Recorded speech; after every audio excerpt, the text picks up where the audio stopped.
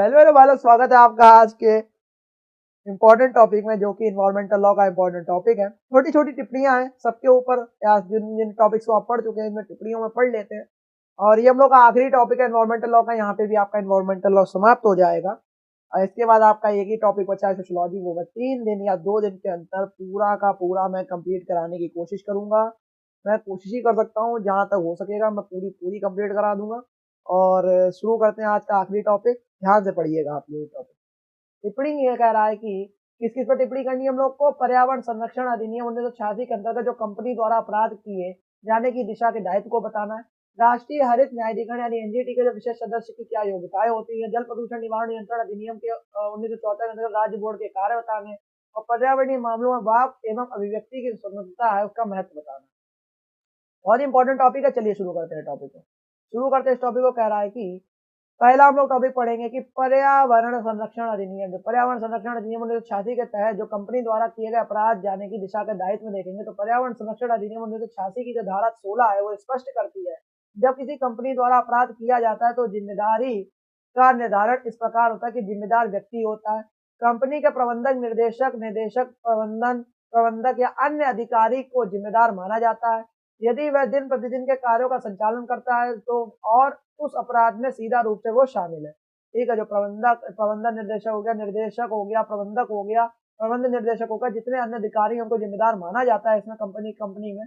तो यदि वह दिन प्रतिदिन के कार्यों का संचालन करता है और उस अपराध में सीधा रूप से वो शामिल है, तो यदि इसे साबित होता है कि अपराध व्यक्ति की सहमति, संलिप्तता और लापरवाही के कारण हुआ है तो उस व्यक्ति को दायित्व का सामना करना होगा। और अगर ये साबित हो जाता है, ये प्रूफ हो जाता है कि जो भी यार दिक्कत हुई है वो किसी की संलिप्तता, किसी की लापरवाही या किसी की सहमति या किसी भी आधिकारिक व्यक्ति के द्वारा हो, तो उस व्यक्ति पे ही पूरा आपका पूरा जिम्मेदारी आएगी, उसे ही पूरा दायित्व का सामना करना होगा। पूरी पूरी लेकर उसी पे आ जाती है।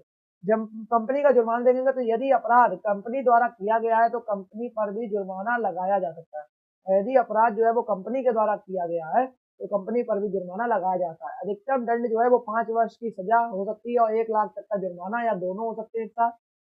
अपराध की निरंतरता की स्थिति में प्रतिदिन 5,000 रुपए का अतिरिक्त जुर्माना होगा। अपराध की निरंतरता की स्थिति में देखेंगे तो प्रतिदिन 5,000 रुपए का अतिरिक्त जुर्माना और हो सकता है। रक्षा का प्रावधान देखेंगे तो यदि कोई यह साबित कर देता है कि अपराध उसकी जानकारी के बिना हुआ है या उसने पर्यावरण संरक्षण के लिए सभी आवश्यक कदम उठाए हैं तो उसे दोषमुक्त भी किया जा सकता है। और यदि कोई व्यक्ति है वो ये साबित भी कर देता है कि उसका जो ये अपराध हुआ है वो उसकी जानकारी के बिना हुआ, उसे यह बिल्कुल उसकी जानकारी नहीं थी और उसने जितने भी पर्यावरण संबंधित, जितने संरक्षण संबंधित जितने भी आवश्यक कदम थे वो उठाए थे, तो उसे क्या करा जा सकता है, दोषमुक्त किया जा सकता है। राष्ट्रीय हरित प्राधिकरण देखेंगे या अधिकरण देखेंगे एनजीटी के, जिनमें विशेष सदस्यों की क्या योग्यताएं होती हैं। तो इसमें कह रहा है कि राष्ट्रीय हरित अधिकरण अधिनियम 2010 की जो धारा 5(2) के तहत देखेंगे तो विशेषज्ञ जो सदस्य हुए बनने की निम्नलिखित योग्यताएं होती हैं। शैक्षणिक योग्यता देखेंगे तो पर्यावरणीय विज्ञान, वानिकी, पारिस्थितिकी, जैव विविधता या अन्य संबंधित क्षेत्रों में विशेषज्ञता हो और प्रासंगिक क्षेत्र में उत्कृष्ट योगदान या अनुसंधान कार्य उनने किए गए। अनुभव देखेंगे तो पर्यावरण प्रबंधन और संबंधित विषयों में न्यूनतम 15 वर्षों का अनुभव रहा हो और पर्यावरणीय कानूनों और नीतियों के कार्यान्वयन में व्यावहारिक अनुभव रहा हो। और पर्यावरणीय कानूनों और नीतियों के कार्यान्वयन में क्या रहा हो, कार्यान्वयन में व्यावहारिक अनुभव रहा हो। सेनावृत्ति की आयु देखेंगे तो नियुक्ति के समय उम्मीदवार की आयु 58 वर्ष से अधिक नहीं होनी चाहिए। और नियुक्ति के समय जो उम्मीदवार की आयु है वो 58 वर्ष से अधिक बिल्कुल भी नहीं होनी चाहिए। अन्य देखेंगे तो व्यक्ति को स्वतंत्र, निष्पक्ष और न्याय संगत होना चाहिए और केंद्र सरकार द्वारा साक्षात्कार और मूल्यांकन के माध्यम से नियुक्ति होनी चाहिए। जल प्रदूषण और निवारण एवं नियंत्रण अधिनियम 1974 के अंतर्गत राज्य बोर्ड के कार्य तो धारा 17 के तहत प्रदूषण नियंत्रण बोर्ड एसपीसी कार्य लिखे गए हैं। जल प्रदूषण की रोकथाम, जल निकायों में प्रदूषणकारी पदार्थों में प्रवेश को रोकना और जल की गुणवत्ता की निगरानी और मानकों का निर्धारण करना। औद्योगिक अपशिष्ट का नियंत्रण करना, तो उद्योगों से निकलने वाले अपशिष्ट जल की जांच और प्रबंधन करवाना और प्रदूषणकारी उद्योगों को लाइसेंस जारी करना। सहायता और परामर्श देखेंगे तो स्थानीय निकायों और अन्य संगठनों को जल प्रदूषण रोकने के लिए तकनीकी और वित्तीय सहायता देना।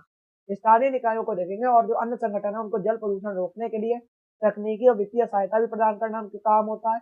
नियमों का कार्यान्वयन करवाना, जल प्रदूषण रोकने के लिए अधिनियम के तहत बनाए गए जितने भी नियम है उनको लागू करना। शिक्षा और जागरूकता को फैलाना, जल प्रदूषण के प्रभाव और रोकथाम के तरीकों पर जनता को शिक्षित करना और अध्ययन और अनुसंधान देखेंगे तो अध्ययन अनुसंधान करना, जल प्रदूषण के कारणों और उसके प्रभावों का अध्ययन करना और नए नियंत्रण उपायों और तकनीकों को भी अपनाना, ये सब इनके कार्य होते हैं। आखिरी मैटर देखेंगे तो पर्यावरणीय मामलों में वाक और अभिव्यक्ति की स्वतंत्रता देखेंगे। तो संविधान का अनुच्छेद 19(1) ये कहता है कि प्रत्येक नागरिक को वाक और अभिव्यक्ति की स्वतंत्रता प्रदान करता है कि जो पर्यावरणीय मामलों में महत्वपूर्ण भूमिका निभाता है। पर्यावरणीय मुद्दों पर जन जागरूकता, लोग प्रदूषण, वनों की कटाई, जलवायु परिवर्तन जैसे मुद्दों पर अपनी राय व्यक्त कर सकते हैं और पर्यावरणीय मुद्दों पर चर्चा और बहस के माध्यम से समाधान भी निकाले जा सकते हैं। लोकतांत्रिक अधिकार देखेंगे तो पर्यावरणीय परियोजनाओं जैसे बांध, खनन और औद्योगिक विस्तार पर सवाल उठाने और उनके संभावित खतरे के खिलाफ आवाज उठाने का अधिकार, यह सार्वजनिक भागीदारी के सिद्धांत को भी मजबूत करता है। न्याय और पारदर्शिता देखेंगे तो लोग पर्यावरणीय समस्याओं पर शिकायत कर सकते हैं और साथ ही साथ सूचना के अधिकार यानी कि आरटीआई के तहत जानकारी भी मांग सकते हैं कि ये जो मैटर हो रहा है वो क्यों हो रहा है। ठीक है, सरकार से अंतरराष्ट्रीय महत्व देखेंगे तो भारत में पर्यावरणीय वादों और अभिव्यक्तियों का सीधा संबंध अंतरराष्ट्रीय समझौतों जैसे आरहूस कन्वेंशन और यूएनएफसीसी जो से है। और सतत विकास का समर्थन देखेंगे तो वाक और अभिव्यक्ति की स्वतंत्रता सतत विकास के लक्ष्यों यानी एसडीजीज को प्राप्त करने में मदद करती है और यह नीतियों में जनता की भागीदारी को क्या करती है, बढ़ावा भी देती है।